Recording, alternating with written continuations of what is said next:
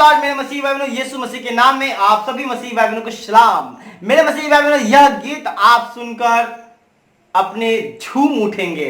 ये गीत सुनकर आप आत्मा में आनंदित हो जाएंगे। जी हाँ मेरे मसीह भाई बहनों, जहां आप काम कर रहे हो वहां आपके निराशा है, आपके स्टाफ के साथ अनबन भेद मन मुटाव चल रहा है। जी हाँ मेरे मसीह, जहां आप रह रहे हैं आपके परिवारों के साथ मतभेद चल रहा है, जहां आप रह रहे हैं आपके पड़ोसियों के साथ मतभेद चल रहा है। जी हाँ मेरे मसीह भाई बहनों, ये गाना उसी पे आधारित और रिलेटिव है मेरे मसीह भाई बहनों। मेरे मसीह भाई बहनों, मैं आपको बताना चाहूंगा ये गाना वो है कि प्रभु यीशु मसीह ने हमें प्रेम करना सिखाया है।